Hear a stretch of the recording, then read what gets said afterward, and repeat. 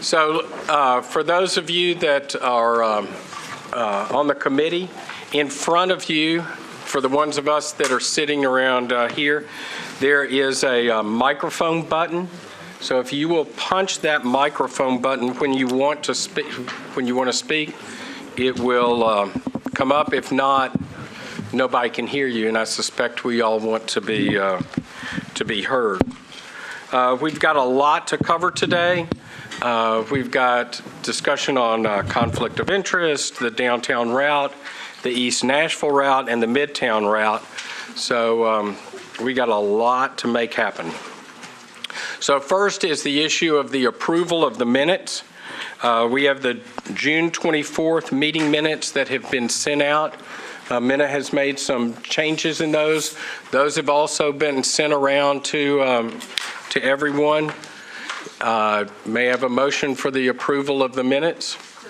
Do I have a second? Second. I have a question. Yes. Is this minutes as amended, or is it? Minutes as amended for June 24th. Okay, so I think the motion should be to approve the minutes. As amended. Thank you. So we have a motion and a second. All in favor signify by saying aye. Aye. Before we go to the May 27th minutes that Minna's marked up, she and I have talked a little bit, but just so you know, the purpose of these minutes, they are not a transcript or meant to be a transcript. We're being recorded, so there is going to be a verbatim, something that people can go back and look at really at any time. So word for word, it's all going to be there. The minutes really are meant to be a reflection of what's going on in the meeting and not a transcript. But Minna has gone back and taken a look at our May 27th meeting notes, has made some of the amendments to those changes, and I wanted to see if anybody had any questions about those, and if not, may I have a motion for approval of the minutes as amended? So moved. And a second? Second. All in favor signify by saying aye. Aye. Any opposed? All right. First item on our agenda today after the approval of the minutes is the issue conflict of interest. You've all seen the email exchange between Diane and I, kind of laying out those things. I just might want to take a minute to say, really, the mayor charged us to bring a varying group of viewpoints to the table. Our job is to advise. There are a number of people that are going to be voting on this all the way through. There are a bunch of engineers from TDOT to FTA that'll be reviewing things. Our job is to question and comment. Our job is to learn and to understand. Our job is to bring our best as citizens coming together for ideas of how to make this work. Our job, if we can, is to reach consensus on the route, and if not consensus, then to come up with a set or a list of specific questions and concerns that can be added to that. My recommendation is that we go around the room, if we so desire, and speak what our interest might be, but I'm sure there are a variety of opinions on that, and I'll open the floor for discussion. And Diane? Thank you. Oh, thank you, Bert. What I want to do is to make just a short statement, just as a reminder again of why I feel this is important. And then I would like, Mr. Chairman, to attach this very brief statement to my last month's request and for the record. Yesterday, I sat at a board meeting across from Mayor Dean. On the agenda was the item of our board's stricter policy on disclosing conflict of interest. In the conversation, Mayor Dean mentioned that he files these annually on the boards on which he sits, as do other metro and state commissions.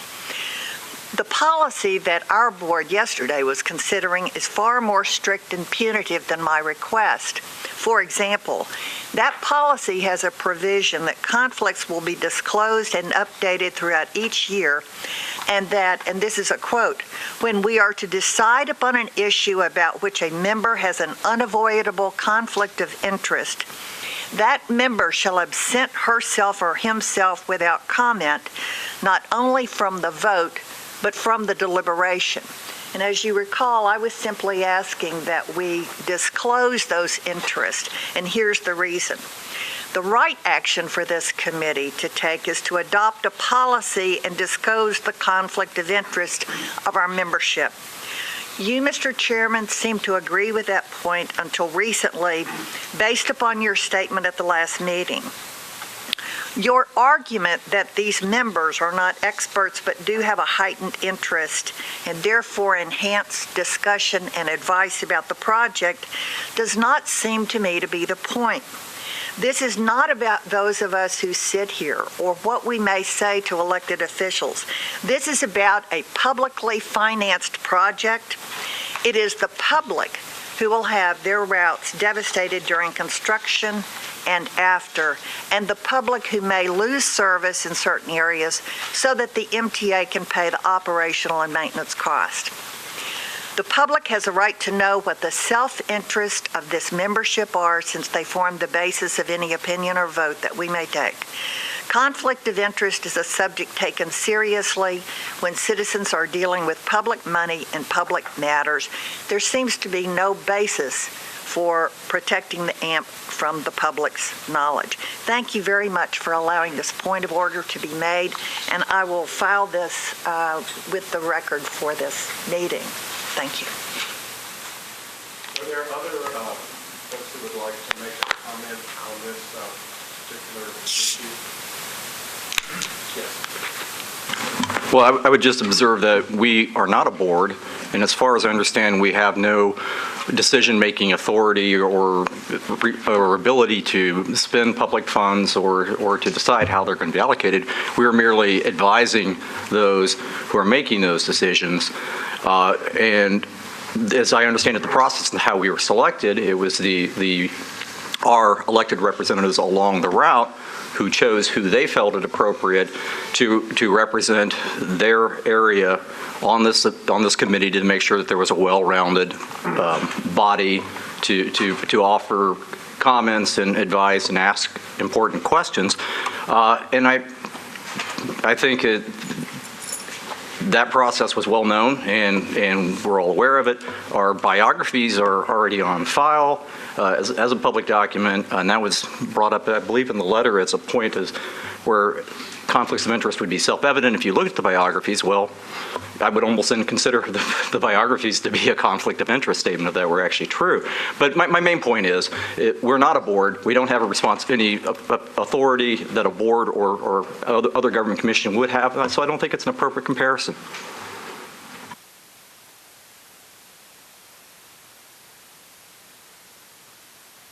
As you and I discussed, I don't want to turn this into so much an argument, and I'm happy if there are others who have things to say. But Are there others who would like to comment on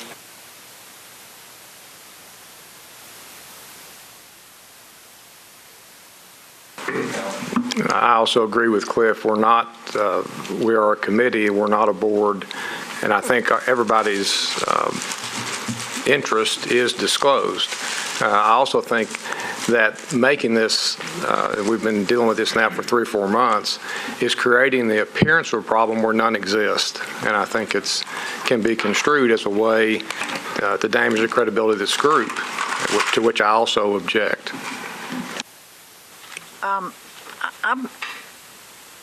I have absolutely no interest in damaging the credibility of a group on which I sit and agreed to sit, nor has my conduct in these meetings indicated that. I do appreciate the point that I guess Cliff started with and was not trying to say that we are a board or commission. Let me once again refer to the fact in these meetings, because we have a focus on the presentations by Mr. Goudreau, by Mr. Sturdivant, We are privy to the earliest details about a public project that, if it goes forward, will be publicly financed. It seems to me that bears a lot of weight on why, if there is a report from this committee, if there is a vote, if we are ever able to reach consensus, which I know is the commission's desire, that the public know what interest formed the basis of that vote, that poll, or that consensus. I'm not trying to make any one of us who have a conflict of interest out to be a villain. It is simply a part of the way business is conducted in a public forum. Are there any other comments that folks would like to make? So we've had statements.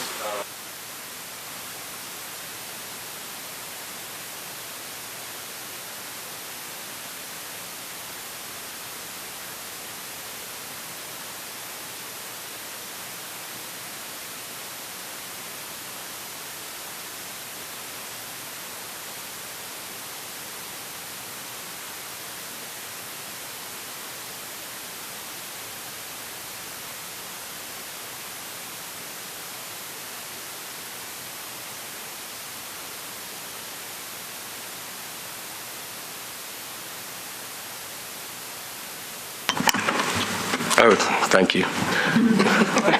If y'all will remember to put your speaker down, you'll be heard much better than what I've said. Would y'all like for me to repeat what I said? If not, I think this issue is closed, and I would invite us to move on to the next topic, which would be. Actually, Midtown is next. Would you like to? Yeah, Mr. Chairman, before we get into the balance of the agenda, I think all of the members of the committee had a letter from the West End Business Association at their place. And this is a letter, Cliff mentioned it as a well-rounded group. There's one group that is not represented in the 24, 25 people on this committee, and those are the small business and restaurant owners that are severely affected along that West End portion of the corridor. So they have taken it upon themselves to take a poll of their membership being 87 people, 63% responded to a survey, and 97% of those are directly opposed to AMP. And these are businesses that are severely affected by the AMP that conduct business along West End, and of course they're worried about the viability of their business should the AMP be constructed as planned today. So I leave that for you for your reading. It's very important information, and I think that's something the committee needs to take into consideration when we're looking at the Midtown portion. Thank you, Richard. And I really I appreciate their attendance here today. I appreciate their understanding of our ground rules of not speaking. So I want to make sure that this does get included, and thank you very much. Next item on our agenda, Mark and Steve, is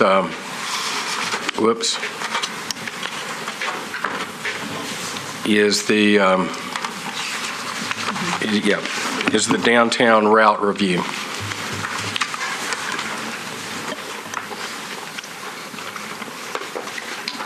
Great. Thank you, Bert. Like Bert said, this group of slides and presentation here is, again... You might push your button also. All right, here we go. Okay, these next group of slides, as it shows up there, is we're going to touch on the downtown review, the downtown route, then review the East Nashville route, and then begin talking about some of the updates that have occurred on the Midtown route since the first 30% plans. The downtown route, what we've done over these next couple slides is we've heard certain questions throughout our dialogue here about downtown, so we're going to try to answer some of those outstanding comments that we've received as we go through. And one question that had come up was why 6th Avenue and Commerce, and The reason why is because, one, what we've seen when we were looking at the design is at Broadway, again, there's some technical issues to put a station on the slope there. You'd have to depress it, and it would make it very impractical to have an event there. So we knew that we'd really need to move the route some. And then, so that's where we came up with this new concept here. The other part is that, you know, Six and Commerce here is also close to the south end of this bi-directional piece, which allows a certain amount of connection, which is good. That's another reason why this area was selected for a station. And then the other piece is that it's about 0.3 miles to 9th Avenue Station, which is back in this area. And it's also half a mile up to Music City Central. So, I mean, it's not way out of the way either. And then it also integrates itself with the convention center. I mean, we know that there is the old one, and or the redesign when that would happen. And then it connects to other routes. You know, there's generally a lot of routes along this way. The other question that would come up was just the idea of why Commerce over Demumbrin. And we've investigated that actually early on as an option of where to go with the route, because it would go through, you know, the new convention center. And what we found is that during the year, the area around there is closed about 200 times, and you'd be rerouting the service at least half the time throughout the year. So the thought was to move it north so that we would not be into that kind of situation. And again, this is what we had done through coordination with Metro Public Works on that particular item. Mr. Chairman, are we going to be? I have questions on some of these reviews or comments that are being made. I think. When can we ask questions? I guess is my point. I don't want to just ask all the way through. Ask away. This is a guide to a discussion, so we want to. Well, let me ask you the question I have with regard to the Commerce over Demumbrin. I'm concerned about this road closures 200 times per year. Is that 200 days a year they're saying it's closed? I understand times. What does times represent? Events. Think of it as large events that use this area, and it's already events that are going on now. Joe, it might speak up so we all get it might be like when we have a hockey game, they don't adjust the traffic for the whole day. They might do something at 5 o'clock and at 10 o'clock it's over. So, but during that period of time, then the traffic's changed. I guess my concern with this is that one of the issues that I see with this is that the congestion which I have observed in that area is the very thing that I would think that the AMP should try to help with, which would be to take cars off the streets and have an AMP there that's hauling people to these events. I mean, I've thought about this since it was first brought up, and it seems to me to take the AMP intentionally away from where there's congestion is not what you want. What you want is you want the AMP to be where there is congestion to help move people. And that's just a comment I made, that I understand the streets and all that, but I think that, again, I just have a view that's, I don't know how you handle it, but that's the way subways work, and that's the way rapid transit works. Well, to answer that question, you didn't direct it to me, but we talked about that, and my logic is probably closer to yours. But when we talked to the Public Works Department and also MTA, and their drivers already deal with a lot of events downtown, MTA and Public Works both advised us to do what the design we're doing now and to stay off Demumbrin. But that was my choice too, Joe. So. We're basing this on their advice. I would just like to follow up because I agree too. I mean, coming down on Broadway, you know, and turning on 5th would really, you know, clean things up. But I understand then also working down with the downtown owners too. That was another reason why it turned. Is that correct? Right.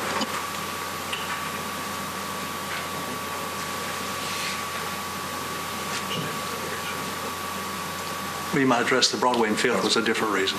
What's that? The Broadway and Fifth Broadway and Fifth? problem was a different. Yeah, Broadway and Fifth, you know the slope on Broadway? That's, okay. Right. So For us to really put a determined. station there and to meet ADA, we would have to depress the station.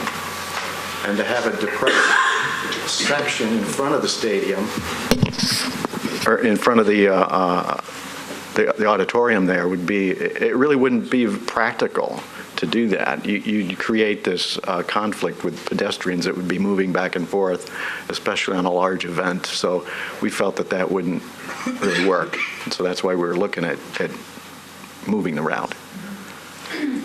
And I understand, I think, additional wayfinding signs will be needed for, tourists and things like that, which I'm sure you guys are going to accommodate. And since I've got the floor, I was going to also mention a nonprofit group, I believe, met with you, Steve, last week, Yes. Transit Now. I wasn't at that meeting, but I understand that they had a couple of suggestions, and I was going to walk through one of them, which was on Commerce. They looked at the mobility plan there, and there's a bike lanes planned for that, as well as on-street parking. And I think where the stations, the 2 stars are shown now, that actually could be combined into a center station at that point, and that you all discussed that, and so Yeah, they we're were going to putting take a forth look at that. a recommendation There's for that. some unique features in that. Part of that idea would be to maybe have a center running bus in mixed traffic. And I'm not sure if there's any precedent around for that, but we just want to look at that. Okay. Okay? So we would take a look at not only a center station here at Commerce, but also here at Second. The same kind of suggestion was made, just to take a look at that. And we will. Okay. We'll take a look at that. And they had a couple other suggestions, I think, Yeah. for around, possibly a station in front of Charlotte as opposed to those 2 splits, so it gets you a Right. I little have a closer slide downtown. to just kind of Okay, great. talk All right. about some of the complications there. Excellent. But we had a good conversation. That's the kind of dialogue we really want to have Okay. as we move ahead. Thank you. Is there any further comment on the route issue or a question that we need to, like you said, we've taken this on based on recommendations from Metro Public Works and MTA. Steve? I have a question. Sorry.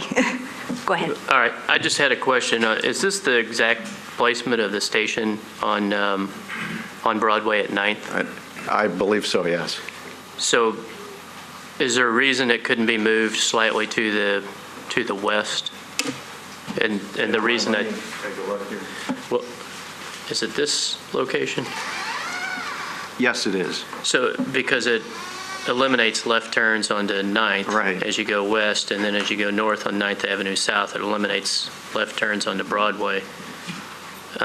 If it were moved slightly to the west, Yeah. you wouldn't have those traffic issues. What I can say is that there's certainly a geometric advantage here because you have parking lots as opposed to buildings. Uh-huh.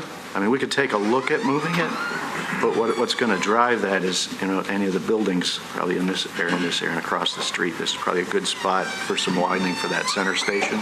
Yeah, But we can look at, we've Yeah, slid just- some other ones around. yeah, We've just slid has some an others. impact on movement. Okay. And then we'd have to look at signalizing. I mean, if you added these turns, it would have to become signalized. Right, well, they're already there, I Right. think. Yep, Just okay, thanks. Steve, would you give us a brief overview of what you and Tom were just talking about? Yes, I will. I don't have this on. Bear with me a little bit. I can either go to some plans, but what he's asked for us to do is just take a look at the placement of the 9th Street station.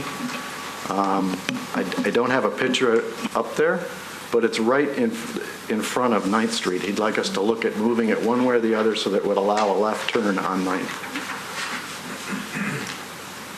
If you want, I could bring up a plan of that, if the body wants us to do that. Just, So do you have you've got a variety of things about downtown that you want us to take a look at? Is that? right. We can investigate that question and bring it back to the group. Okay. Yeah. 9th and Broad? 9th and Broad. There's a station right, it almost tees off right at Broad going south, or 9th going south. And the request was, can we look at moving it one way or the other so that maybe you could get a turn in there?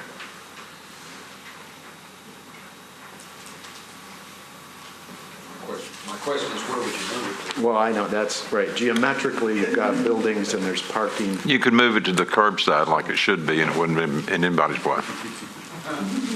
Well, I still think you got buildings there that might. We'll take a look at it. We can take a look at it. My question is on the location of the Commerce and 6th Street. Yes. I think the last meeting I asked the distance between that closest station to Music City Center, which is new convention center. Ah, right. Okay. Yes, and answer was, if I remember correctly, 600 feet. But I think it's going to come up on the next shot. I think it states about half mile from closest station is Commerce and 6th. Right. My concern is, if you are able to walk, it will be about 8 minutes walk, about half mile. But if you are unable to walk and have to rely on some other method, in downtown we do have a Music City Circuit, but to get on Music City Circuit from 6th and Commerce, you have to walk 1 block to 5th and Commerce, and then get on Blue Bus, and then go all the way up to the north on 5th, and then come around Gay and come down on 4th, and then come to, I think it's the Montbriand and 5th or 4th.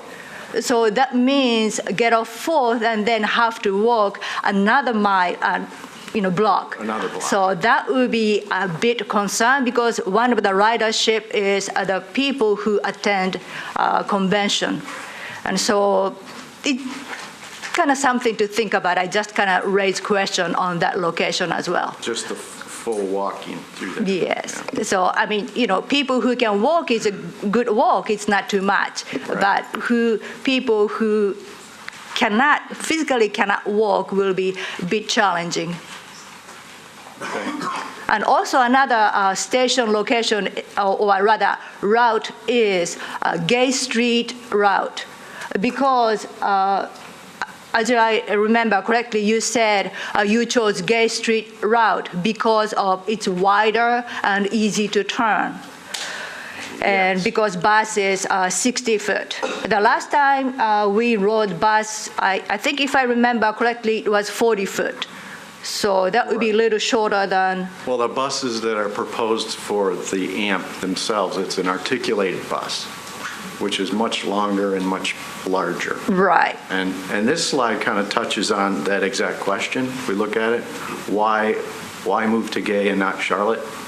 And what happens at 5th and Charlotte, I know it's really hard to see here, but the red line would be, these red lines would be the bus. Like that would be like the outside of the bus, and the opposite side of the bus is it would turn through that intersection. It just absorbs a lot of the area. The poles that are there would need to be moved. And it would also take up these other cross streets, and it would even go into this turn lane. It's not. But I think the turn lane could be moved back, You could move it back, that stop bar, Yeah. and that would solve that issue. yeah. But I think we would have to have some discussions about, can we take up the 2 lanes with Metro Public Works and others? This becomes kind of more of a traffic challenge. This is not what's normally put forward as a turning movement, but we would just have to take again, it soaks up all these lanes here. This would be an exception if we asked to get this approved. The first question they would ask would be, is there an alternative way to do this? That's the kind of process we go through a lot. I feel like in this case, though, it's important to investigate this a little bit more, just because that extension, another block, it adds a lot of time. It will add time. Adds, time to the ride, and so I would say that. Yeah, we need to meet with Public Works and discuss the feasibility of that. with the traffic flow. I know on the health line, we had one place where we ended up striping something like this out entirely. The city traffic engineer would, at least in Cleveland, would have turned that into a one-lane section. So I'm just not sure what Metro Public Works may want to do there. But we would just have to have that discussion. Did you mention the 2 buses passing? Yeah, I mean, correct. The other piece here is that, and this is again another reason why we made the route 2 directions, a northbound and a southbound. At this location, the buses really could not cross together. They would overlap at this point. So it's very, very narrow through there. One more question is concerning Gay. You mentioned De Montbriand will be closed 200 times for the event. And I think also Gay will be closed as well. For example, tomorrow and the next day, that section will be closed, front of the municipal auditorium for Nashville Idol. So, so I don't know how many times that portion will be closed, but definitely we need to investigate. Yeah, Mina, you're correct. We just, with Metro Public Works, they really felt that area was just closed more often. You know, if you think 365 days a year, 200 is, we're moving frequently. I mean, that's a good point, though, and it's something that MTA already deals with, a weekly basis of special events. Downtown, the number of special events just continues to grow, and it's actually one of the advantages of BRT is that you can drive buses on a different street. Yeah. Steve, going back to your first slide, not to regress too much. Great. Is it appropriate to assume that all of those items, bullet items in number 1, make that 6th and Commerce stop the desirable place for the stop? Or I guess my real question is, if the system went all the way to the end of Broadway at the river and then up first or up second, is the only thing that stops that from being the design the fact that Broadway becomes a pedestrian mall 200 times a year? Or do those other factors, are they equally important, and so 6th and Commerce is the best place for that to be? That's again, we've tried to pick a route that meets the various uses or areas we're not going to be operating. There's been criteria established for us. Like you say, I mean, we're not going down lower Broad. That's kind of out. We've been recommended by Metro Public Works not to go into Montbriand. So it really leaves, Commerce is kind of the place at this point. But the fact that it's closed 200 times a year, the Broadway, that's the defining it's factor. It's another piece to that, too. Yeah. Okay. I don't know if it's 200, but it's certainly a pedestrian area. A process question. I'm wondering about this, and maybe some others are as well. We're hearing a lot about, okay, we'll talk to Public Works, or we'll take a look at it, or we'll come back. What's process on this? I mean, at some point, do we come back with something that looks more final, or do we not? Or where are we headed? Do you want to answer that, So here's what my hope would be. My hope would be is that the next meeting, we can have the best that the engineers are going to come up with. We would either have consensus about this route, works and we understand why it works and we know that there are trade-offs, or we would add to it, we are comfortable with the route, but we've got these 3 suggestions that we really think need to be really focused on, and we challenge you to go back and grapple with those. And we would move on from there since we're not going to last forever. But it would be an understanding with comments or an understanding of what we would be comfortable with. Great. I mean, the engineers right now, I know, are getting input from all over the place, including Right. us, Right. and Public Works and MTA and a variety of other places. And so at some point, before we have consensus here, they have to have consensus there. Sure. Now, Let me add, too, that we do a lot of that kind of work just naturally, daily processes that we go through. We go to Public Works or MTA or the fire department, whatever. And we take their recommendations seriously, and we try to accommodate them whenever we can. We also take your questions seriously as well. And so if you ask us to consider something, we're going to try to do that. Now, we've already been to Public Works and kind of ran through that issue, and they felt pretty strongly about it. In fact, on this whole downtown route, they said, we're okay with everything except Demonbreun, and that's when we started looking at Commerce. So, again, we're always glad to consider anything that you ask us to look at, and we're going to take it seriously, and we will go back and have the discussion with Public Works again. I don't know what's really changed or what we're going to say differently, but we'll emphasize to them that you've asked us to look at it again. I have one question, or rather problem with coming with consensus, because I asked for the place where general public can make comment. And at this point, I would like to know how many general public comment you have received via MTA, comment site, and what the general questions are and suggestions are. Without knowing those comments, I really cannot consciously vote for the route.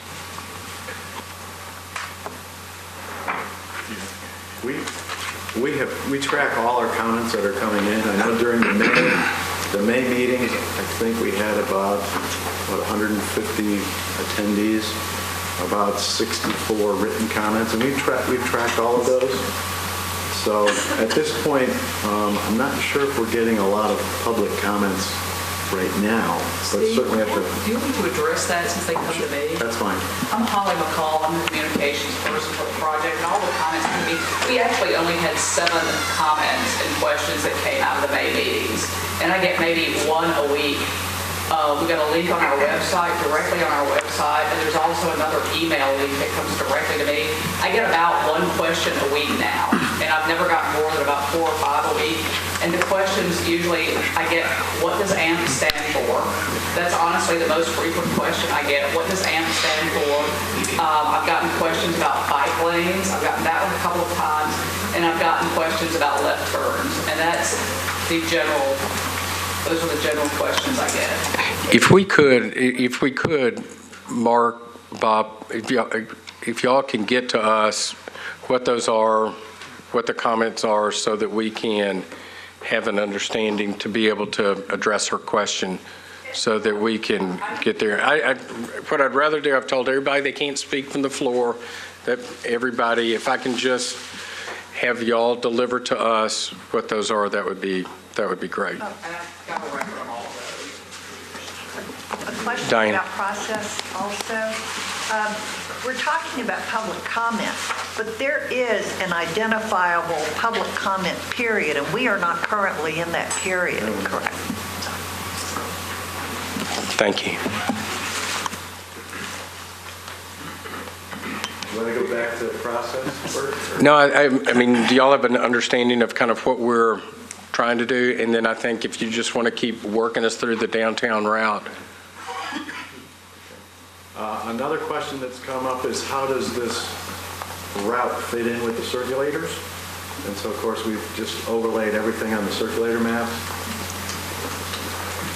Anyway, up 4th and 5th, you can see that that's the blue circulator. Along Demonbreun is the green circulator. And then along the river itself is the purple circulator.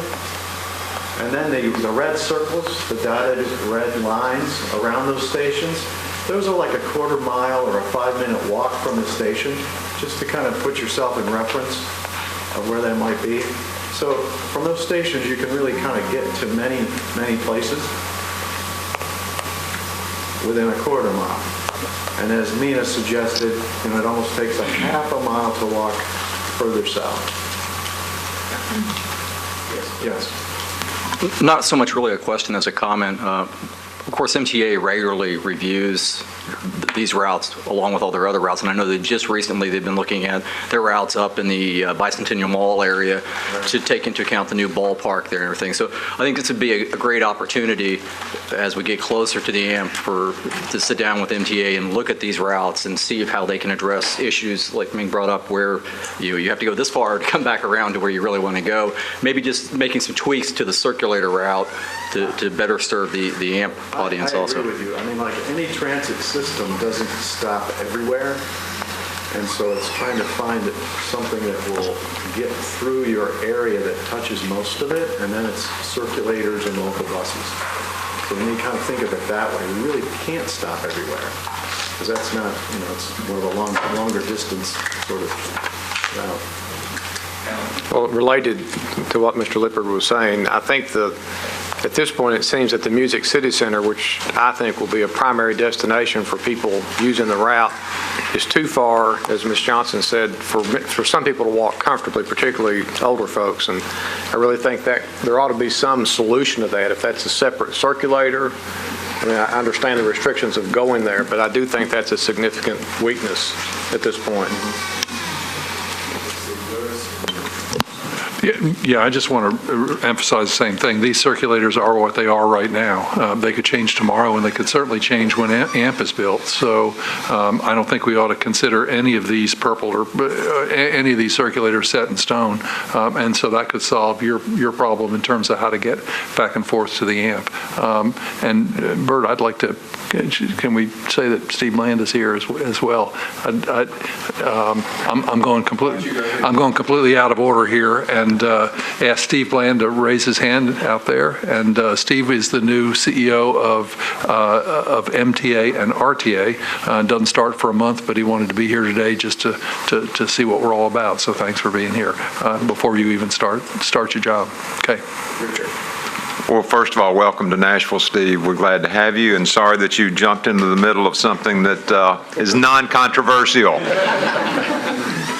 I want to go back. First of all, I'm a user of the circulators, the blue line and the green line, and they do change on a regular basis. In fact, I will walk down to get on the circulator when it's on Demumbrium, but then when it's closed on Demumbrium, they shift it back to Broadway, so I have to walk 2 blocks back to get on the stop when it's been moved to Broadway. And the MTA website never tells you exactly when it's going to operate off of Demumbrium or off of Broadway. So that's one thing you might want to let us all know, that when the days it's going to be moved to Broadway, it's moved to Broad. But I'm like Alan and Ralph. One of the arguments that we heard on behalf of the AMP was that it was going to service the visitors to this community, more particularly the conventioneers. And now we've shifted it another half a mile away. And I can tell you it's more than a half a mile because it's walking uphill. And it's walking up severely uphill. And I want us to do everything we can to look at what can be done to try to incorporate this line, whatever we end up calling it, so that it is of service to the visitors of this community. And the answer y'all gave Ralph about why can't it go down to Second or First, nothing would please me more than to get on the AMP in front of my house at West End and 440 and take it down to Broadway and then take it home at night so that I didn't have to worry about getting a DUI. I'm sure you never had to worry about that. I don't, and I don't anymore, I can tell you. There was a day, Bert, when I did. Tom, do you have anything that you want to comment on? Is there anything you want to comment on about route changes? Well, I think it's important to know both on the AMP and the circulator that when MTA perfects their app, which will be soon, I know, so that people can use the system with a little bit more freedom. That will be very helpful. But I do want to say, when you look at the employee base that you have and where those employees are located and the number of trips that they will make, and then you look at the visitor base and the number of trips that they will make, that it's vastly in favor of the employee trip-wise. So nothing to downgrade the visitor or their trips or their impact on the system, but the regular rider, Monday through Friday, and then the leisure rider will do more for the system than the actual visitor will. I mean, if you're thinking 50,000 employees and 260 work days, you've got 13 million possible trips. Maybe I dropped to 0, I don't know. But it's a lot more than we have going to the convention center. So I think playing to just one would be a mistake, and I think that we're in a good spot, kind of right in the middle. And the walk downhill is easy, the walk uphill is hard. I've measured it, it's not a half mile. In fact, it's not even 3/8 of a mile. So anyway, I think it's right there at Commerce and 6th, I think is actually a really good spot. Yes, Glenn. Sorry. Tom, does the partnership, do you still track the number of residents downtown? Mm-hmm. What's the current? 7,286. And the route, I take it. Depending on who's moving out, because it's close to the end of the month. Okay, very good. I would just add it's another. Or moving in. Another population to consider on the routing through downtown would be. Right, and we know that 40% of them that live downtown also work downtown, but 60% work outside of downtown. And that's flip-flopped over the last about 7 years, where it used to be 60-40 the other way.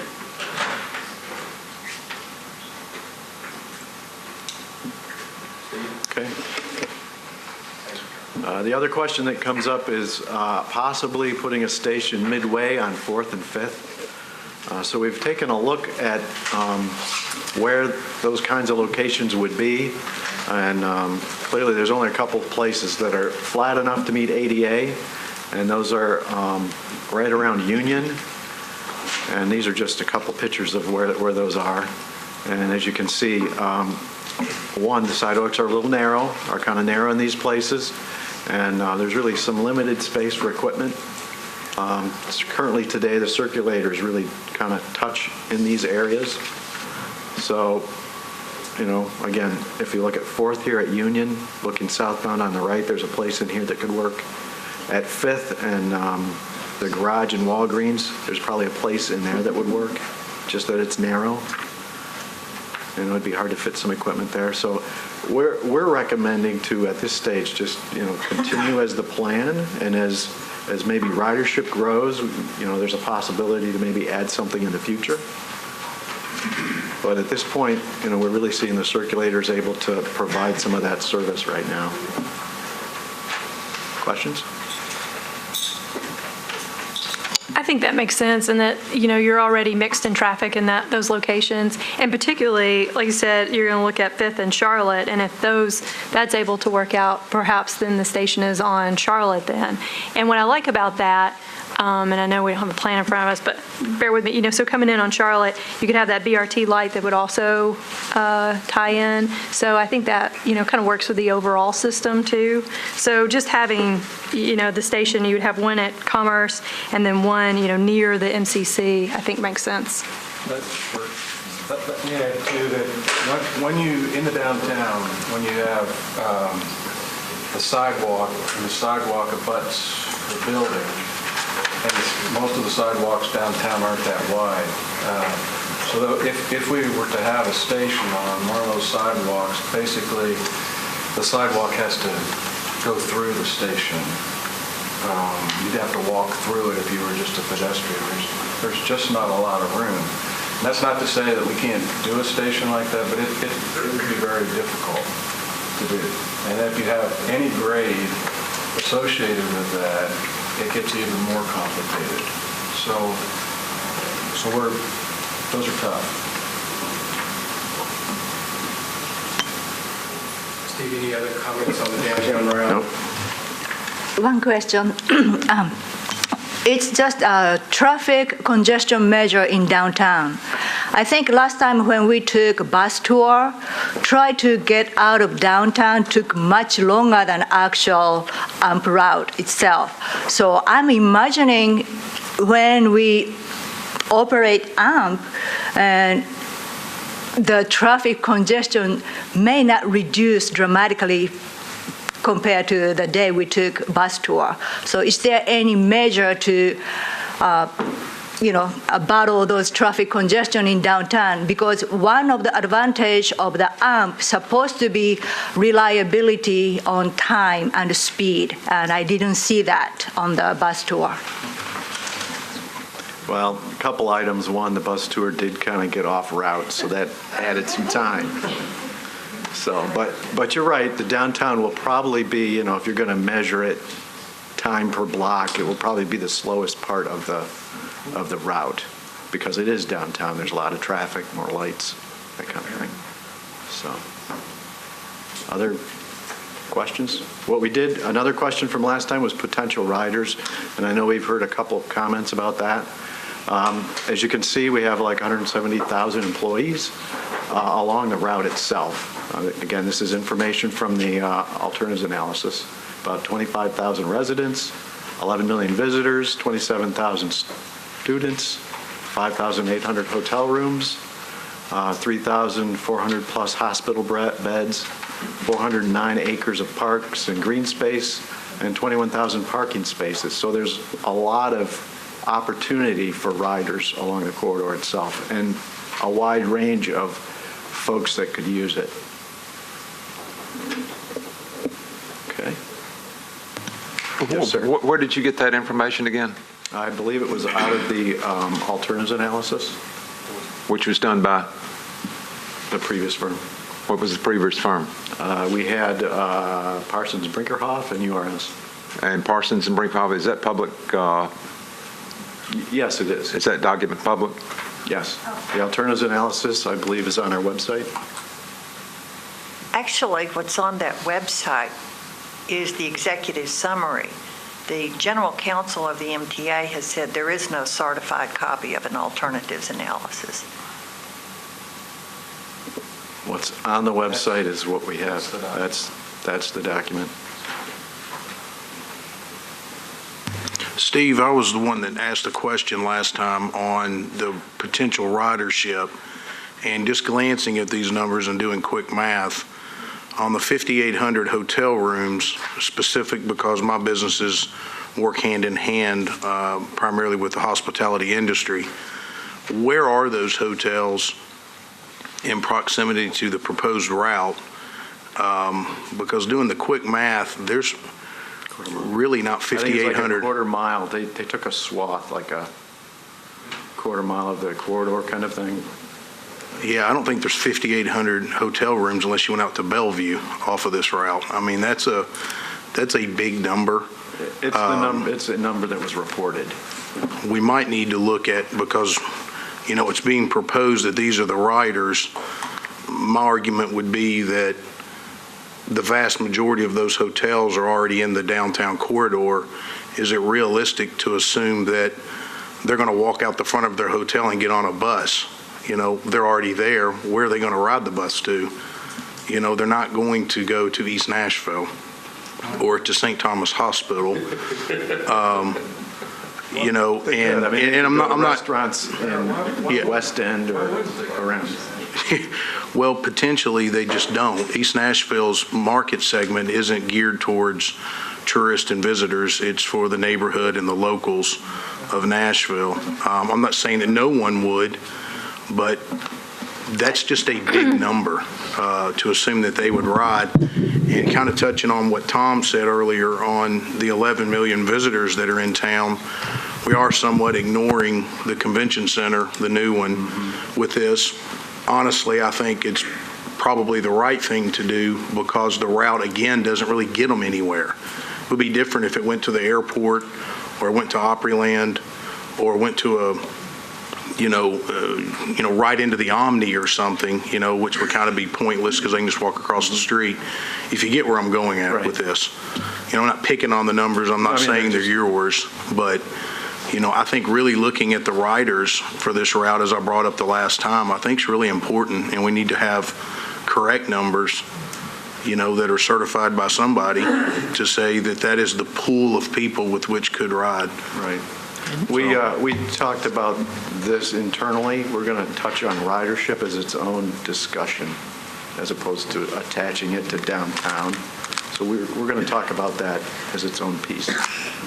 And what we're trying to do here is just, there's a lot of people and a lot of facilities and a lot of events and things that are close by that have that potential for riders. That's what this slide is trying to say. I think Barrett makes a good point.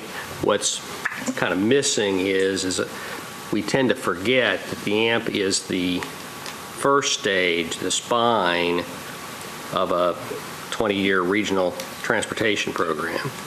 And so you bring people in from the airport, you bring them in from Murfreesboro, Clarksville, and then what happens to them? How do they get among the attractions downtown? And so the ridership right off the bat, it's going to be less because people are going to rent cars at the airport or do whatever they do when they come here.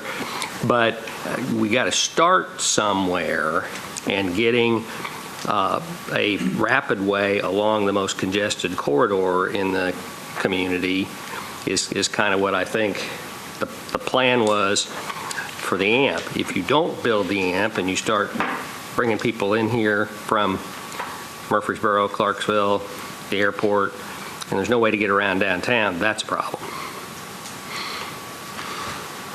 Thank you. The next question that came up was how many people ride the circulators, and so we looked up the current numbers. And for the blue circulator, it's 214,000 a year. For the green circulator, it's 92,000, and for the purple, it's 9,000 a year. So those are the current numbers. So before we go to East Nashville, so next month, 3 weeks from now, we'll send out a recommended route, answers to the questions that have been raised here to the best that we can. And there are going to be issues that can be solved and issues that can't be solved, and trade-offs that are going to need to be made as a part of that. But that's the kind of task before us, to answer the different questions that have been raised today. Is that comfortable with everybody about where we're headed in that regard? All right, let's go back to East Nashville. Okay. For East Nashville, again, we're going to review what we've kind of touched on in the past. And again, respond to a couple of questions that were raised during our meeting. Just as a point of background, is we've had 3 meetings with various groups that we brought together to discuss what would work or what would not work. We met with the school principal out there as well as the school architect. And at that time, the key issues were 11th Street, making it one-way or two-way. Parking on 11th Street, there was a lot of support for that. Signalization at Gallatin Pike and 11th. Where the bus layover would go, there was a preference to get it off 11th Street. There was a need to really take a look at what to do with school crossing, especially students that would just cross the street and not get to the crossing. Teacher parking and buses circulating in the park and ride lot itself. So those were kind of the issues that came out. And from those discussions, and we saw this last time, this is the proposed alternative. And if I'll just kind of walk through the plan, is in the eastbound direction, the station would be right here at 10th, say, and the bus would pull up, make a stop, and then make a right down this way, and then make a left on 11th. And in this alternative, we've made it two-way. There's a strong preference to keep it two-way so that businesses would have access back into the neighborhood from 11th Street. And we also have kept the parking on either side of the street, so that remains. What does change is there was a layover here against the library that's moved. We've moved it over here adjacent to the park and ride and adjacent to the next stop. And then, again, at the intersection here with Gallatin Pike, that would be a signalized intersection, so all of these things would operate safely, as well as crosswalks from the school. What you can see here that's different than the original 30% is these a planted median and this planted bulb out here. The goal of this median is two pieces. One, it will help deter people from running across the street because there's kind of a way that blocks them, and it would guide them more to these crosswalks here and down here. We're also intending to do some plantings along the curbside to help guide pedestrians as well. And again, this area here, because we were able to make this left turn for buses and cars or a right turn, this leaves space here for a green area. And that also allowed an opportunity to provide more of a gateway kind of idea so that it kind of creates some of those sorts of things in this area that was very important to the public. Again, as we move down going westbound, the bus layover would be here next to the park and ride. We would have to put in a restroom for the bus drivers right here. There had been a lot of discussion about why not loop the buses through the park and ride kind of thing. But in discussions with the school and the principal, they're very much against that. They really think that cars and buses and kids getting out of school is all bad and not to mix them. And so we agree. So we're going to continue with the turnaround being right here as originally planned. Yes. Steve, I mentioned this in an earlier meeting, but just to make sure it doesn't get lost in the issues, I would strongly recommend working with Public Works on changing the stop sign at 11th and Forest to a four-way stop. Okay. Currently, it's just 11th that stops, and that's often a blind intersection because of beer trucks and other traffic right sure. there. So, okay. And I'm sorry, I'm going to have to leave because I have another meeting, but another observation is that at peak hours, particularly in the afternoons, traffic on Gallatin Road backs up past 10th. Okay. Because there is no dedicated turn lane at West Eastland further up. So all of that traffic is backing up. And in the mornings, of course, you have two crossings, school crossings on Gallatin Road for the school, mm-hmm. one at 10th and one at Forest. So again, at those peak hours, Gallatin Road does become somewhat of a parking lot. Okay. And those issues will come out in our traffic study as we begin to do the signalizing and queue lengths in our design. Okay. Steve, I just had a question. So when it's shown in front of the right-of-way in front of the used car lot there, is it just the aerial's not matching up? Will you be taking in additional right-of-way along that?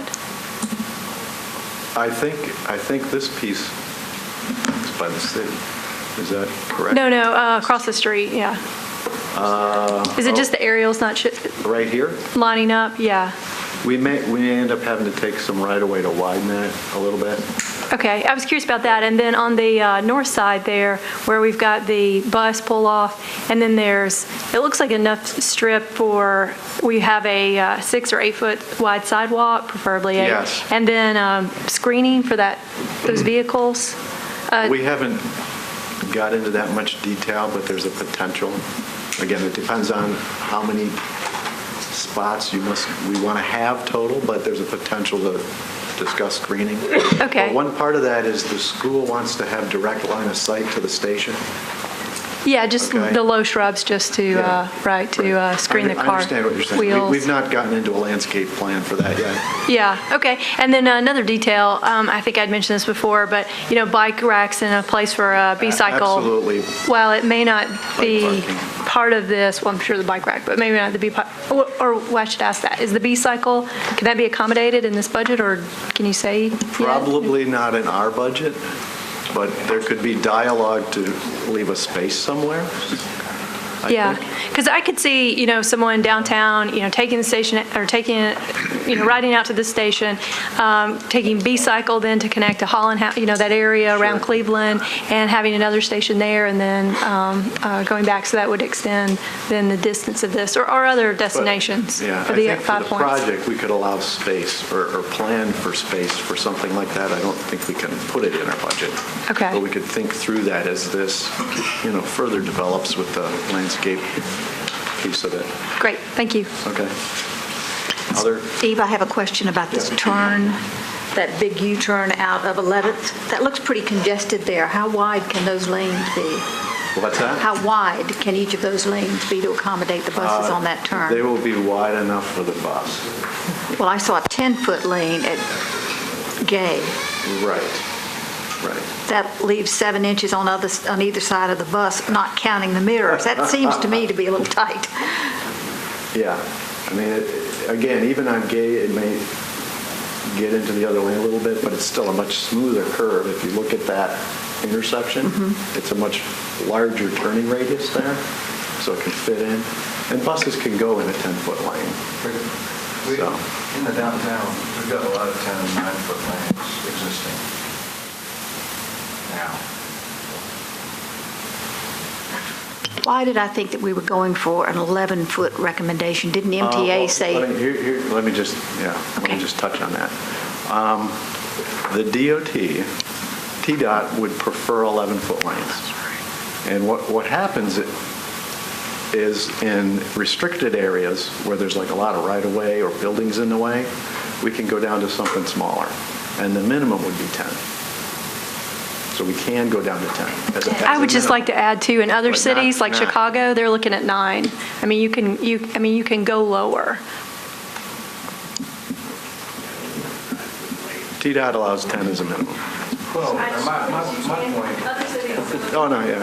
My point, Greg, was that in the downtown, we're not looking at changing the width of the lanes.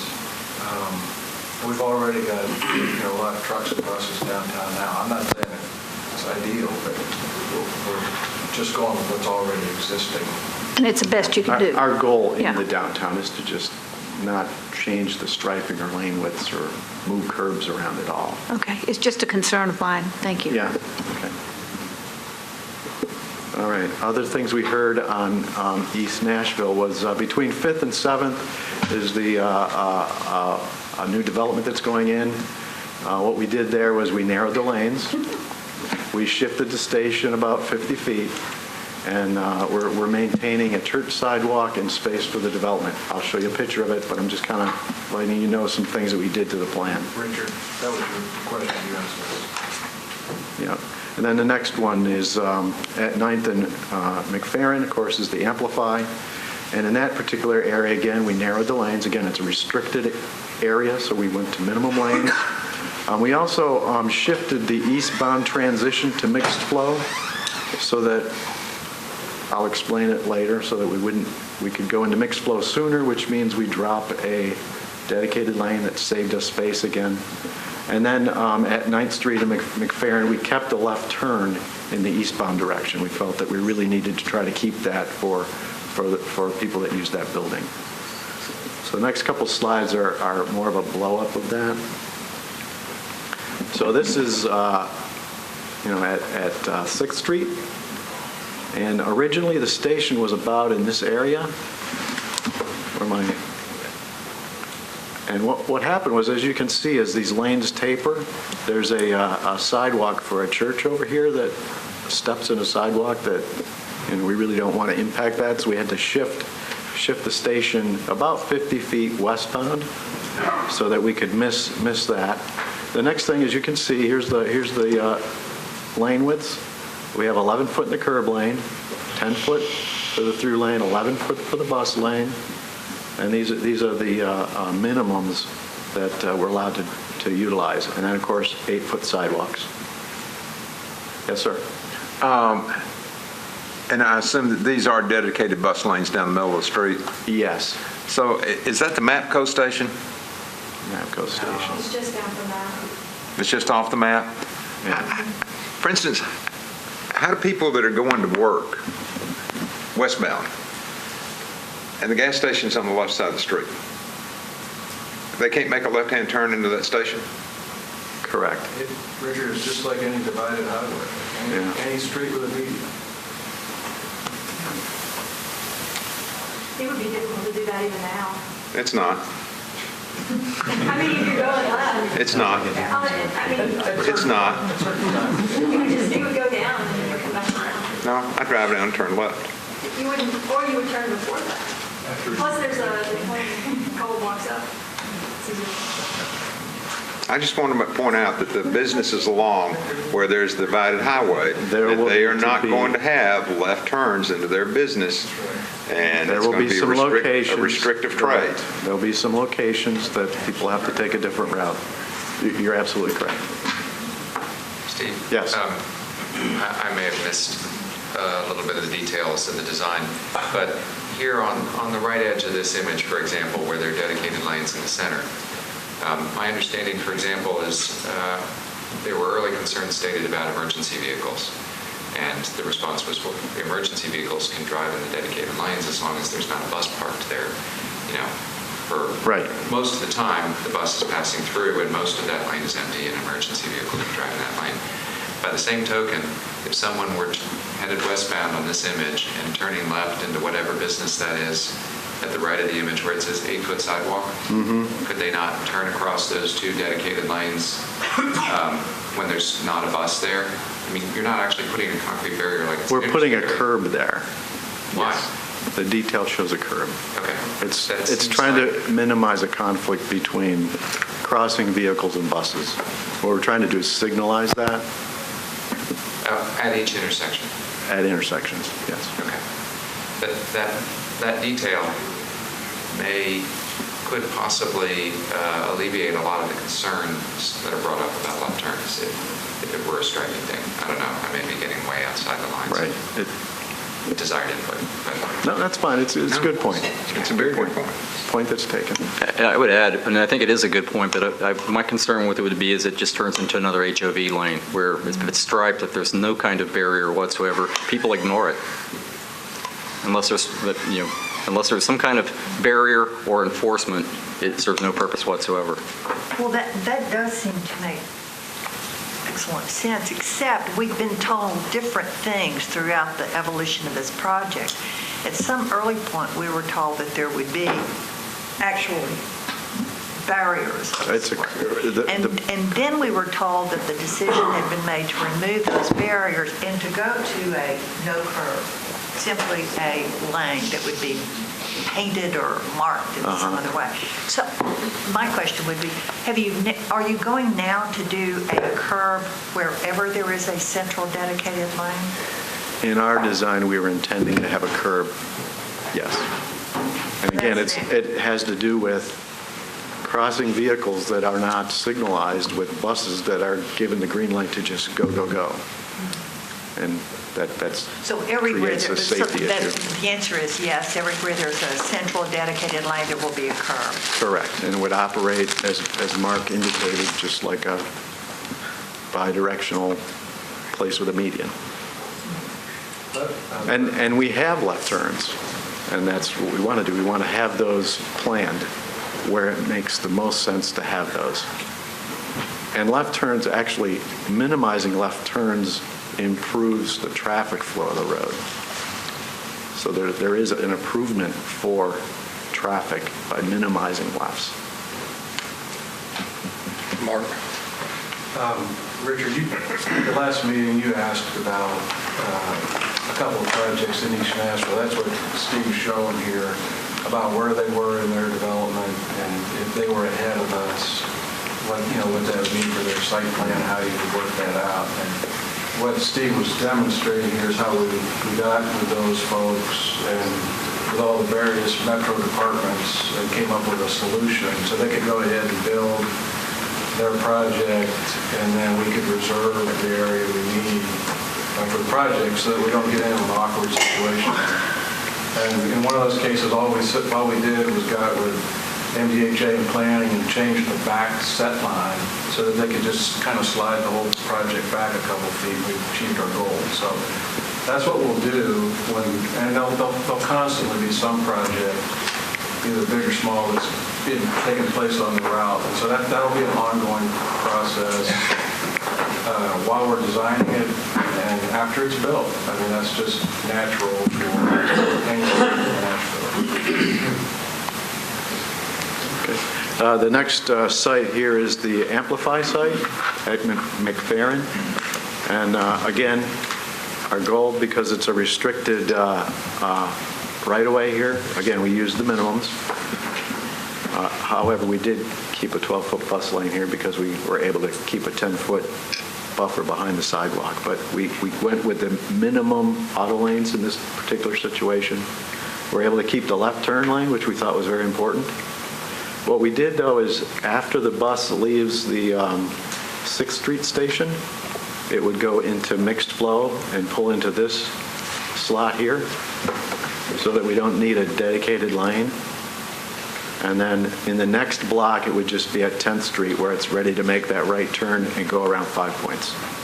So that allowed us to save quite a bit of space at this particular place. Is there curbside pickup going west? Or going east, excuse me, going east? Yes, at right after 10th. It's where the bus makes the turnaround on 5 Points. Mm-hmm.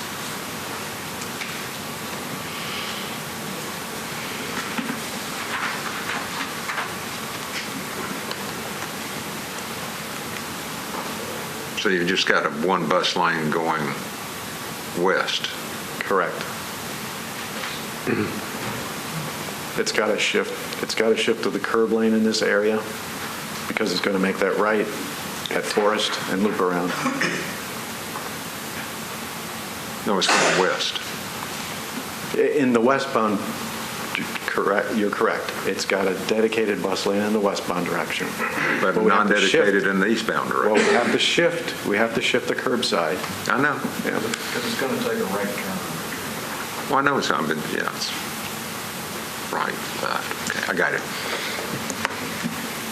Okay. So we've been through East Nashville. Are there other things to show? Those are the changes. So we've been through East Nashville. We've talked about it. There have been some questions that have come up. We've answered those. At the last meeting, I asked if there was any other questions that were there. I'm going to ask today if we have consensus on the route that's out there, and if there are people who have questions or comments that need to be added to that. But do we have consensus on this route? Are there any other comments? I have a comment. All of the questions that were being asked of Steve and Mark today, I want to be sure that one that was asked in the last 2 meetings was answered. I think Minna and one other member of the commission asked, given the changes in the route, we were told that new traffic studies were being done, and I wondered where those are. We're just finalizing this week a whole entire model of the entire corridor. So those models are just wrapping up, and then we'll be reporting those to you at a separate meeting in this situation, but on its own piece that we would talk to you about. Well, actually, Mr. Chairman, then based on that, because I do think these traffic studies are going to kind of tie together a lot of the different questions that we have, I would have a hard time, even more than I already have a hard time. I would have a hard time believing like I've kind of gotten my comprehensive head around a lot of the changes that are being made. I would like to see those traffic studies. Oh, you will. And my other comment really is a fundamental one, which a moment ago, look, the whole reason we're on this corridor going from a plan that clearly didn't work well for lots of engineering reasons. The whole reason we're on here, as your PowerPoint, Steve, has said all along, is the fundamental basis of this, the alternatives analysis. It took a $1.2 million grant from the federal government, added $400,000 of local money. We can't even get an accounting for where that money went. But the General Counsel of the MTA says to me in a letter that there is no certified copy of the alternatives analysis. What's on the website is a very attractive executive summary. But when you read through it, the text of that summary is not at one. It's not synchronized with the very detailed information that is on the data, the graphs.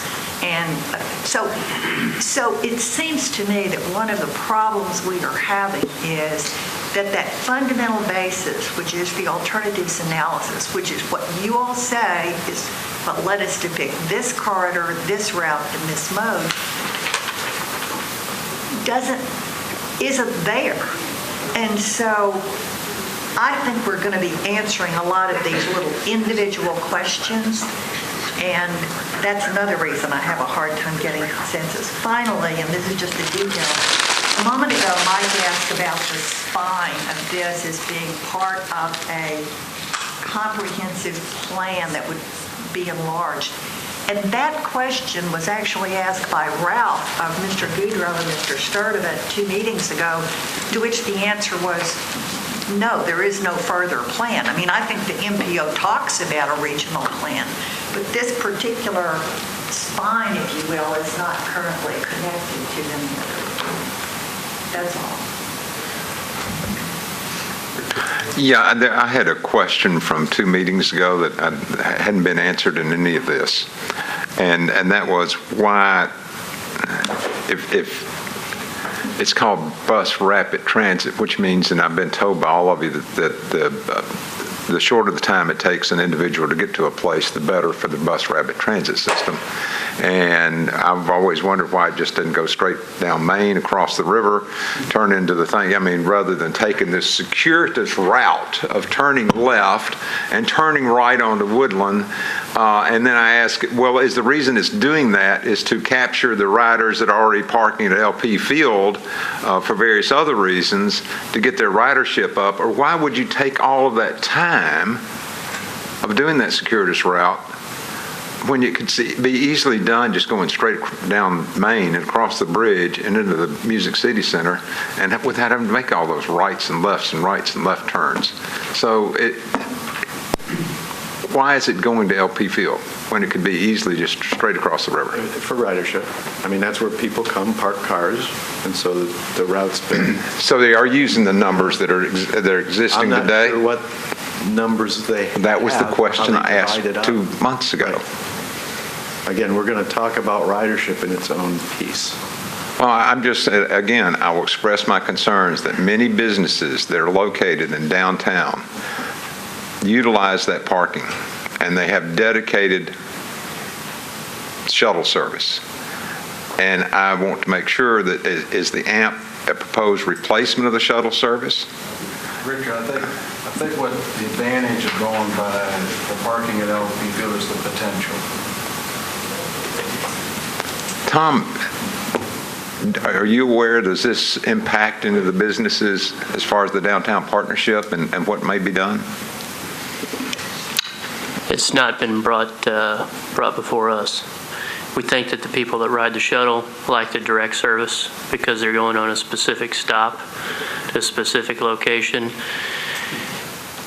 And quite honestly, I don't see them going away from that. And some routes go to one location only. And people don't walk, they get out next to the front door.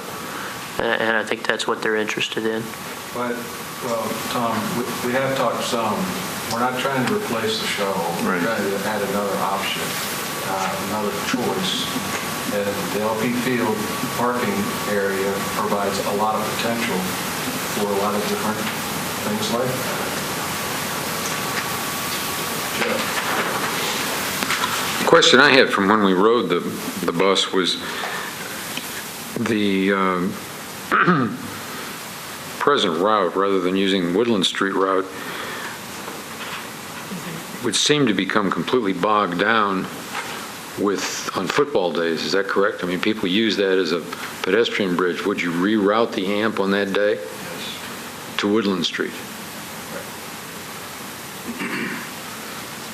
But could you keep it open? Is that, it's still on the table, right, of it staying open? Because that's one thing that, East Nashvillians would, including myself, would like to get to downtown on that same corridor, even if it's closed to vehicular traffic. Yeah, and understand, this is another one of those special event times when the police department is going to set the traffic pattern. And it's going to, we can adjust to whatever their traffic plan is for that event. I mean, of course, I realize that you have, Mark, I realize that you have a different periodicity for the use of LP Field. But I mean, again, you're designing a bus route that goes right into the heart of it, when if you stayed on Woodland, it would seem to me you would actually be able to better serve LP Field because you'd know that it was going to be there all the time. I mean, well, that bridge is elevated. And I mean, so I guess you get into issues of access. I mean, but a lot of people walk up and down stairs, and I understand that's a problem. So, I mean, I see part of Richard's point is if you're trying to make it bus rapid transit, you get into an issue of making those turns. Those turns seem pretty complicated. They are. They do take time. And the only reason is because there's parking at LP Field presently is the only reason to make all those turns. But it does seem to be, if you can make it a straight shot, it saves so much time. And another part of that is because it's elevated, you're going to have elevators and those sorts of things to make it ADA accessible. So it would be a little more, it would be a complicated design there. But what if you put the parking, there's an event parking lot that is used, 10 times a year? Just adjacent to the interstate? Why not acquire it and let people park there? I mean, it couldn't be generating that much revenue. I'm not sure what you're talking about. Before you get the overpass and the interstate to the right, going down Main Street, east of the interstate, there's an empty parking lot there. It says event parking. It used to be a hotel that burned down, didn't have any business. Now it's paved and it's event parking. It's used, I think, 10 times a year. And couldn't be that expensive to acquire and be excellent parking for riders and anything. But we have LP Field now. But you have LP Field now, but think of the time that it would save the riders by having a straight shot rather than making the left and right turn. Again, if you go to the other street, it's elevated at that point. And we talked about access earlier to downtown on the walk. Now you're introducing stair towers or elevators or something like that. Are there other questions or comments about the East Nashville route? So I have, if I'm looking to gather consensus, I've got 2 comments that are out there. One, which is that Richard believes that the Woodland Street issue is his thought that ought to be considered further. And second, that Diane has a comment that we should be considering the traffic studies in all of these, which we will, but today she's asking that those be considered. So do we have, other than those 2 questions, to add to? Yes.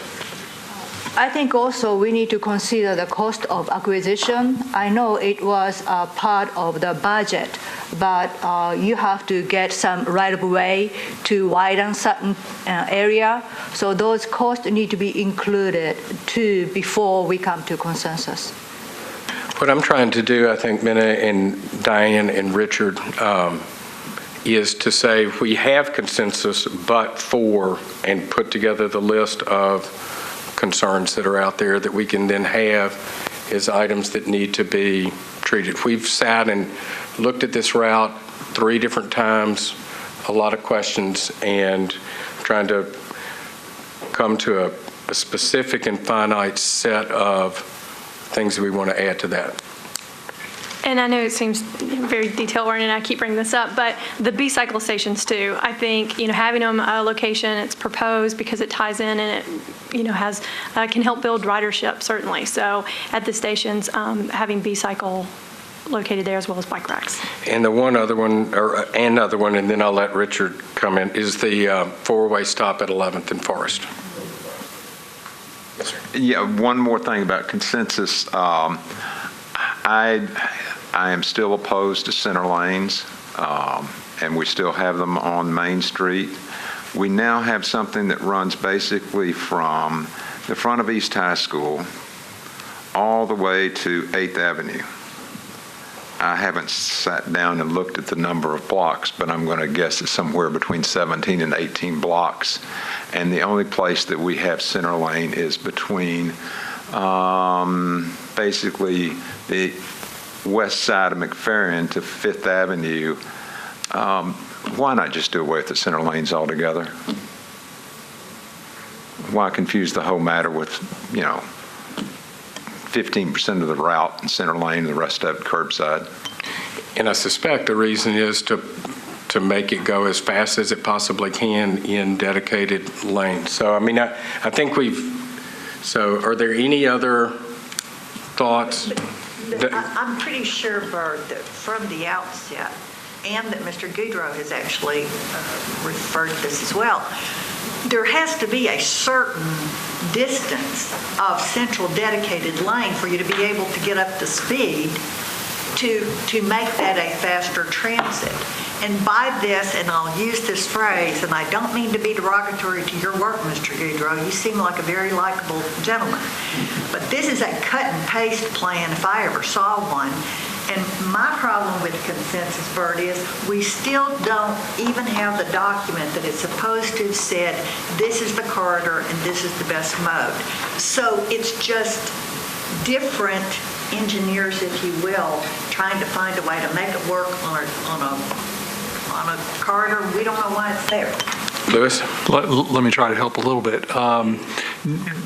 Forgetting the history for a moment, I think looking toward the future, even if we only have 3 or 4 or 5 blocks worth of center lane, I hope in 20 years we'll have 50 blocks of center lane, because it is indeed the quickest way to move people.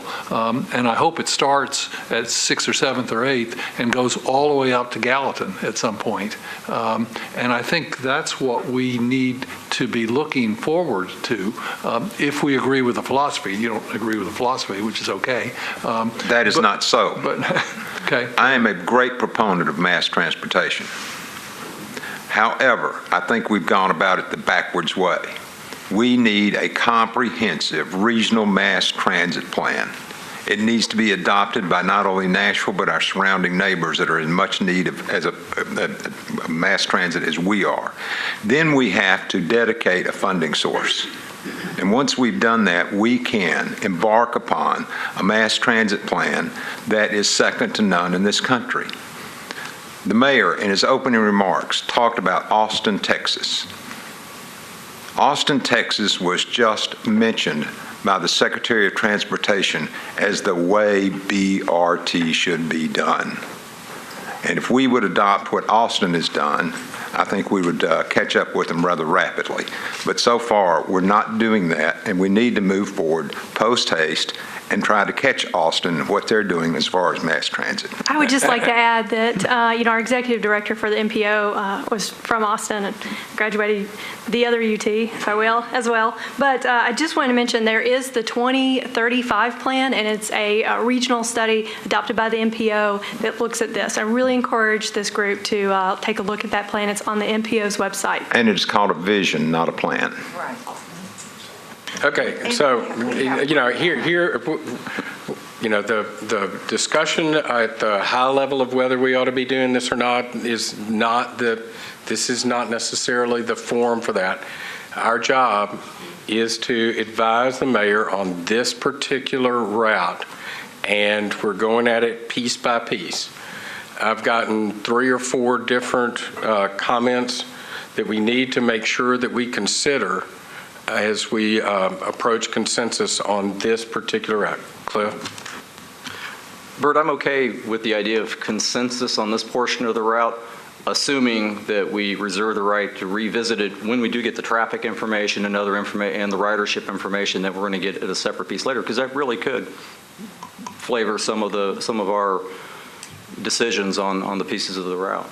I find that to be a reasonable approach. Thank you for suggesting it. And I also would wonder if you are going to permit, under the form of consensus that you're thinking toward, whether there will be room for our dissent to be placed on the record so that he or whoever the next mayor is will have an opportunity. I think that would, what I'd like to do is to get as broad a statement as we can, and if there are specific questions or comments that need to be included as a part of it or for additional consideration as we pass this, I think that would be fine. And I'm glad to say that that ridership can be a part of that. Any other questions or comments? She had a specific before she left. Yes. Yeah, it was 11th and Forest. There you go. My question is why we have a dedicated lane in that portion. I think, of course, speed was mentioned, and I totally agree with it. But very first meeting, I think it was brought up, we need to think about in the scope of FTA funding. And I think you are going to give us some bullet points. So what will be our advisory or decision-making criteria might be. So if I remember correctly, in order for us to have FDA funding, we have to have 50% or more dedicated lane in the route. Is that right? Could you give me that clarification? Yes. As a general statement, that's good. Repeating for Mark, it's as a general statement, yes. For this program. Mark, is that dedicated center lane or just dedicated lane? Either one. Okay. Any other questions or comments? We've got a little bit of time now are there anything else? Let's move to Midtown for an overview of what is proposed there. Okay, for Midtown, we're just going to touch on Midtown from I-40 to I-440. That's what we'll just talk about. And again, we're going to touch on the items that have changed from the original 30% plans. And the first piece is right here at beginning at like 12th and 13th, moving westward to the split at 17th. That section will now be mixed flow. And just kind of walking through how we make that transition. At 12th Street, you can see that there's a center station.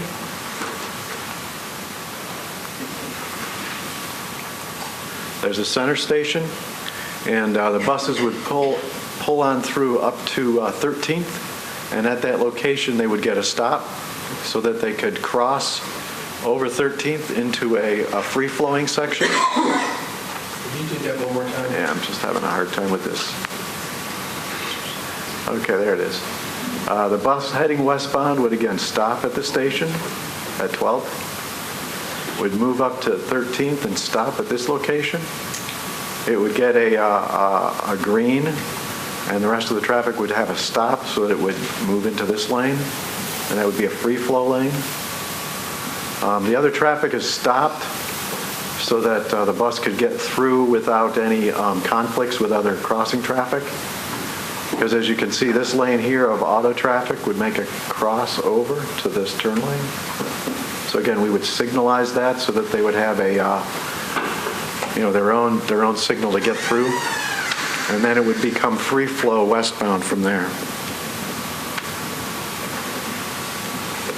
So through this section, it would be, yes, sir? Again, where it's the middle lane, there's an Exxon station. There's no left-hand turn if you look away from that Exxon station. Let's back up a minute. At this location, we have our left here at 12th. On 12th, but you could, that's the only place you could get, the only Correct. way you get that Exxon station is turn left on 12th. And left into the station with a one-lane. Yes. Which is difficult to do even today with limited traffic at JF. Correct. And so when we did, that's the only place you can turn the station that traffic would be worse.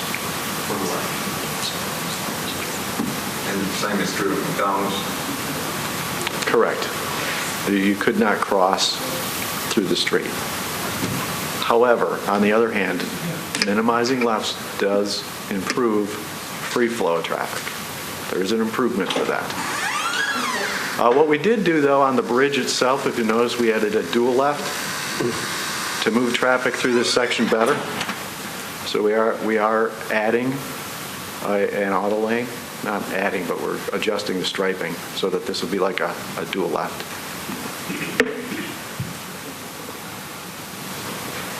In this section, what we found, though, is that the backup here getting on the highway east, what was that, southbound?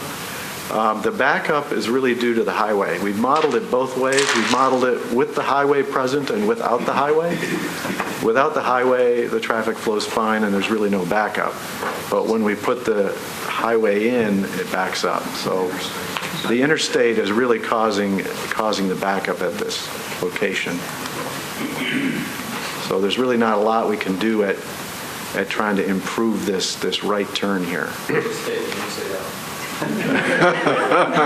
It's easy to do in a model. But what we did do to improve things is add a double left going eastbound across the bridge. So that does improve the flow. Moving on through this section, the bus would stay in the center lane. There's no need to go to the curb lane in this section because there are no stations at all. And that's really where the flow is freer for the bus. So it's more of an operational thing. We'll be instructing the operators to just continue in the center lane as they move through here. And then again, at 17th, there'll be a station. So that's a change. Again, just wanted to touch on the Midtown typical section, just so we all understand what that is. Moving on further west, this is at 21st Avenue as an example. And the picture above is the existing situation. And as you can see that there's parking lanes on the curbside. And then there's 2 auto lanes and a turning center lane. And what we're providing on the project is 2 transit lanes in the middle, 2 auto lanes that use up the curb lane. And again, we're keeping the same 2 through lanes throughout. So we don't see that there's really a loss of capacity. So those transit lanes will be dedicated transit lanes? Yes, they will. See my point, Yes, and yeah, if you can see, here's a raised median. Thank you, Bob.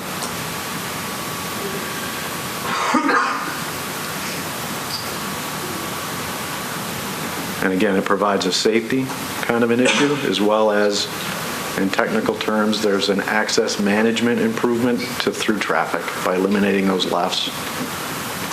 You reduce the number of conflicts and accidents, as well as improve the flow of the road itself. Steve, Yeah. with 21st Avenue South being a major highway, a major route, how does the design address traffic that's headed west on West End and trying to turn south onto 21st? Again, there would be a right turn lane here, and I'd have to look at the plan to see where the left is. I'd have to look to see where the left is. Okay. Just because 20... Right. At 20th is one way going the wrong way, so that wouldn't work. I would have to investigate what those lefts are. I don't, off the top of my head, I'm not prepared to answer that. If you could just mark that down, that we would check the lefts at 21st. And Steve, you're keeping curbside parking? In this section? No. Curbside parking would be removed.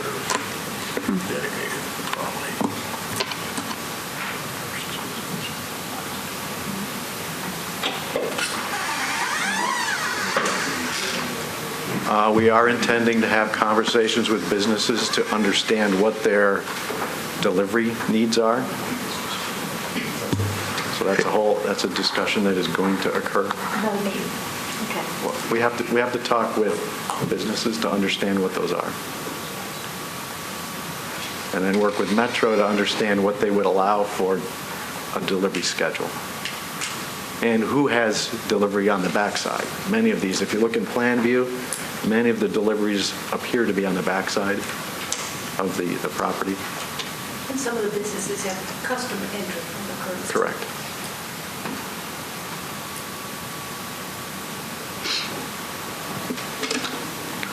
The next example is at Murphy Road. And again, at this particular section,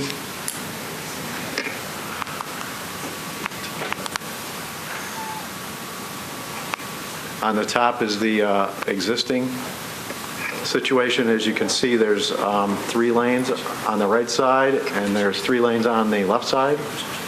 And because this is a very restricted area because of that historic wall, which we're going to leave in place, we're going to have for about a block a bi-directional transit lane that the buses would take turns going through that section.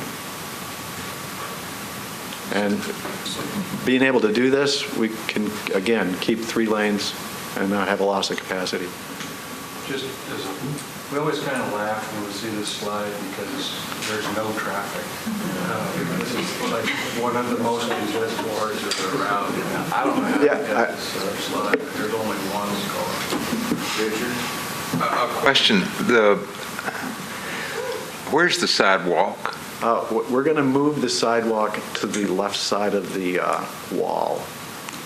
You got approval to do that? We need to meet with them. Right. Let's do a lot of this.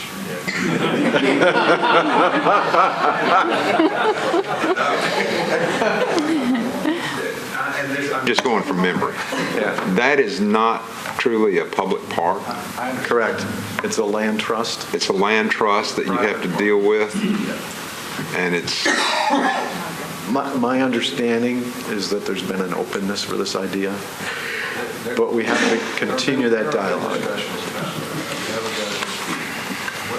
We're not going to try to, there's a lot of things that we have to finalize. You got a lot of issues with trees that are too. We do. We're not going to cut any down. We have kind of the sidewalks planned to kind of weave through there. But you got 88 issues. Yes. Excuse me, Mr. Chairman? Yes. Explain to me, this is the first time I've heard about the two-way transit lane. I'm interested in that. How does that work? Again, it's a signalized kind of thing. There would be a hold point for one bus if they were to meet, so that there'd be a bus would hold, and one bus would go through, and then the other bus would get a green.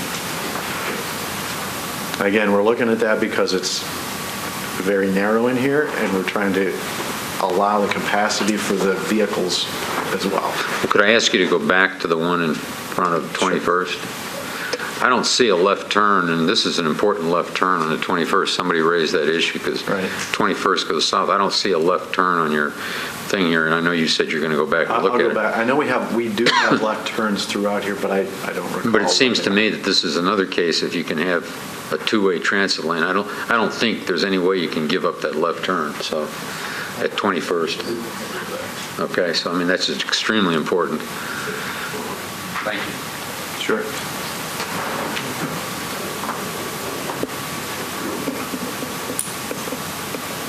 Other items that have been modified since the original plan is the Vanderbilt station itself.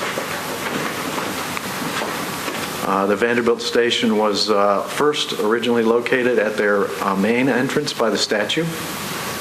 And Vanderbilt really did not want the station there, and we met with them several times looking at different locations to place a station to move it.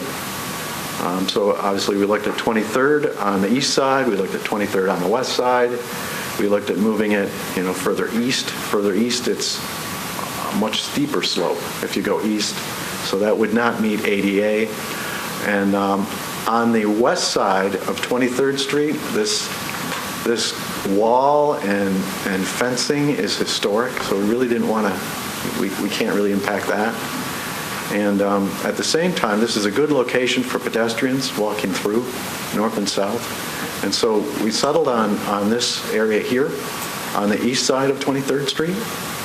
Again, it would require some widening along this area of the Vanderbilt property. But again, they're open to this arrangement. Yes. Just a question, and this makes no to me, because I used to work at 23rd in West End, and across the street at West End United Methodist Church, they unfortunately had funerals. In fact, a number of funerals, and they all lined up on West End Avenue. We're going to have to have some discussions about how that's going to work at every church. Churches have weddings too. Yeah, we had the same and they're going to want to come out the front door. The cathedral. I was just curious. No, yeah.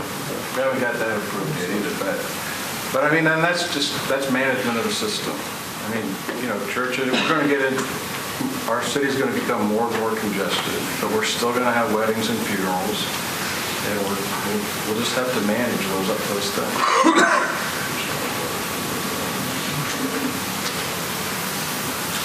The next is at Centennial Park. In this particular situation, what we're focused on is really the sidewalk here along Centennial Park itself. The park department is looking at removing the wall and relocating it as part of their project. And so what we're interested in is trying to make a wider sidewalk while still providing the preferred lane widths at this point. But this is an ongoing discussion with the parks on where the wall goes, how wide the sidewalk can be. What we have shown right now is a 6-foot sidewalk with the idea that the wall would get moved and you could make it wider, and preferred lane widths. Parks Department would like a wider sidewalk.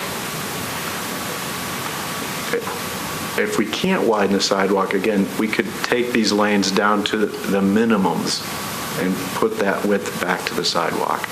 So it's not going to slow down or change the geometry. We're kind of working with the parks on this particular one.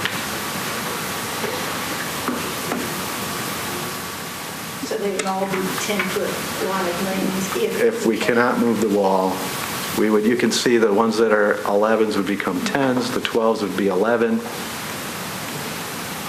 the 10s become 9s? What's that? Would the 10s become 9s? No. Thank you, Steve. No. We can't go there. No. And then that would allow us to get to an 8-foot sidewalk, 8 or 9-foot sidewalk.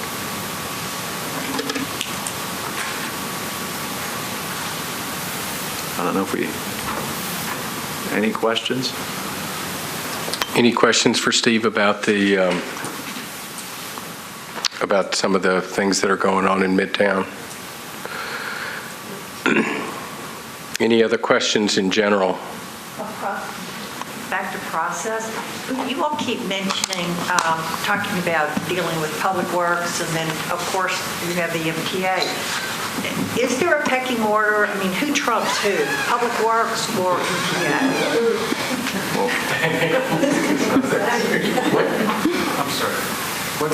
Say that again? She said, the question is, who trumps who? After the mayor and the city council, who's in charge? There's no answer to that. No, but I mean, now while you're working the kinds of issues out that you've mentioned this several times, and I just wondered, how do you decide? Do you? Well, I'll just talk the process a little bit.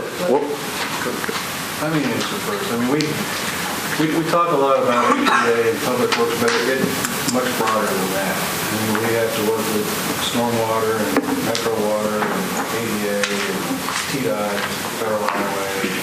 We have a lot of agencies that we have to work with and have to review our work. And sometimes they conflict, sometimes they don't. And that's our job, is to figure out something that we can come up with that they can agree with. No, you and I've had this covered. I understand about all those other agencies that have an interest in it. But several times today, you juxtaposed Public Works versus MTA. Now, Public Works will be the agency responsible for actually executing the building. Well, they have to approve the building permits along with other agencies. So there is no answer. Well, yeah, it's TDOT's road. So what we're trying to do is work with the local agencies to come up with a plan or configuration that they can live with. And then we take that to TDOT and say, hey, here's what we think is reasonable at the local level. And then see if they're going to, again, accept that. Because they're going to also have to buy off on the lane widths, right, all the queue distance, all the traffic work has all got to be approved by TDOT. So what we're trying to do is we try to work with Metro and MTA first, and then raise it up to TDOT. And Metro's regulations are not very different than TDOT's for obvious reasons. So if we satisfy one, we're not going to be in direct violation.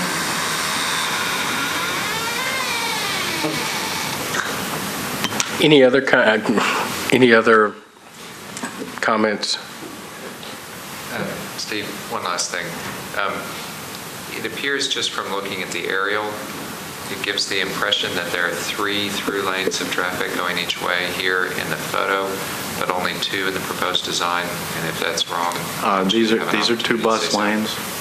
There's two in the westbound direction, and there's these 2 in the eastbound direction and a left and U-turn here. I mean, in the photo prior to the.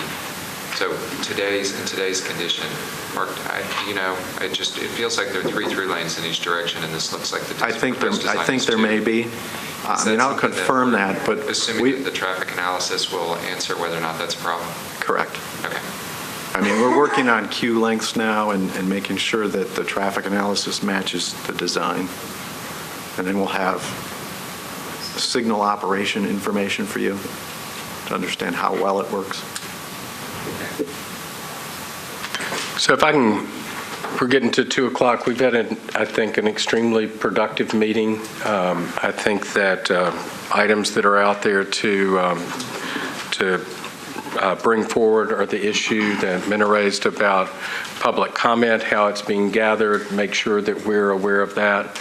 An issue that I know we're all concerned about also are the traffic studies and getting those introduced into this system so that we have a good idea of what's going on there and what's happening.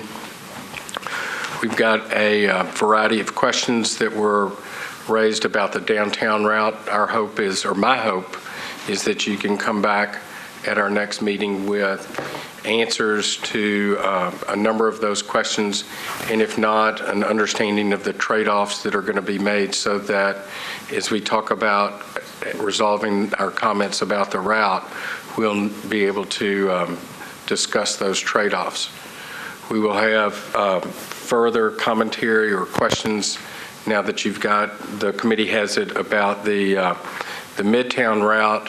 And then I believe at our next meeting, we'll also take a look at the route from 440 to the end. And so that's, again, another meeting that'll have a lot to consider. But I thank you all for taking the time for a productive day, and feel free, if there are things that need to be considered that are not, to reach out to me as well as to the group as a whole. And thank you again for all your time.